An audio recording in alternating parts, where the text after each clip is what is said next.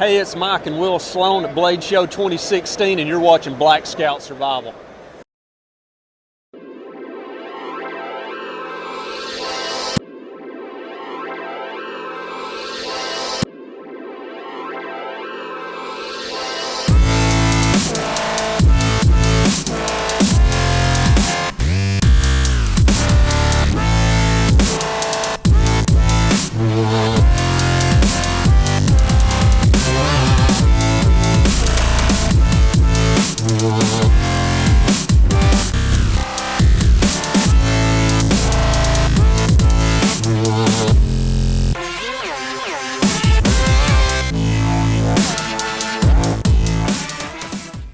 What's going on, guys? This is Black Scout Survival. I'm down here at Blade Show 2016 in the Wenger Blades booth with Mr. Dave Wenger. Also got my good friend Jason from Leicester River Bushcraft here.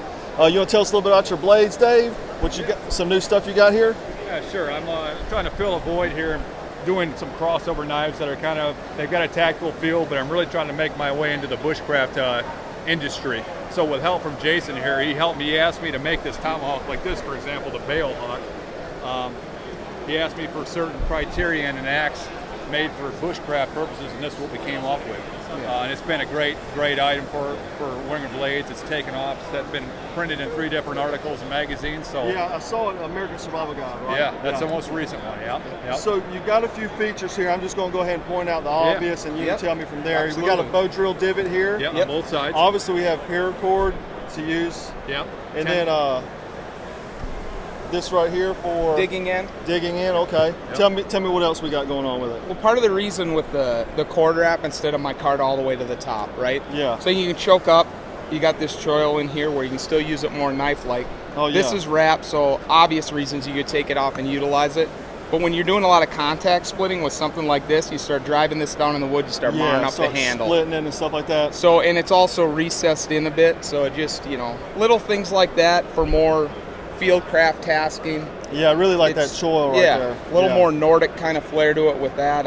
Ulu-like, running a little bit more like a knife. You still have all of the capabilities, really. I mean, it's still as good a weapon as it is before, but so that's kind of the streamline. And it has the hammer. Yep, hammer pull versus a spike. Yeah. So, what is the steel you're using on this? It's called 80 CRV2. It's a German steel. Okay. German carbon steel. It's been good. Tell me a little bit about this knife right here, because I fell in love with this when I seen it. That's mine. Again, Jason, using his expertise, he asked me for a certain style of knife. He said he wanted certain qualities, so we came up. I wanted to make a knife. He wanted a knife made that was kind of a cross between a kukri and a bolo. Oh yeah. So we came up with the kuko, which is in this article, with a choil.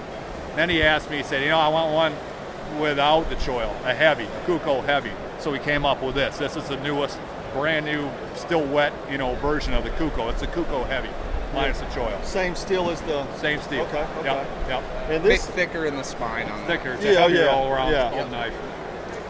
Quarter, I believe, right? Yeah, it's a quarter at the spine.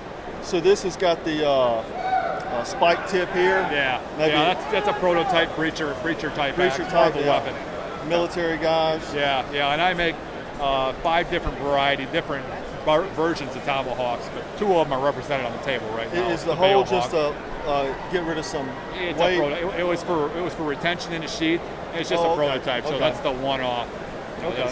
Retention and weight reduction were the 2 big driving factors there.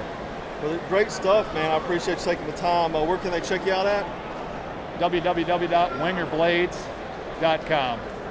And also check out Jason over at Leicester River Bushcraft. He's makes the awesome boreal shirt. Thank you. And you can't get any warmer in the wintertime except for one of those. He's also has a lot more stuff over there in the store.